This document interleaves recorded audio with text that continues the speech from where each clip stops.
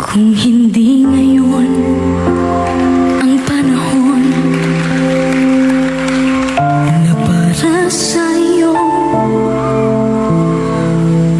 huwag mainip dahil ganyan ang buhay sa mundo.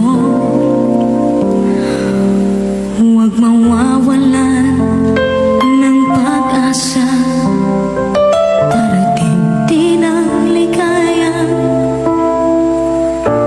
Isipin mo, may bukas pa na mayroong saya. Kabigo ay hindi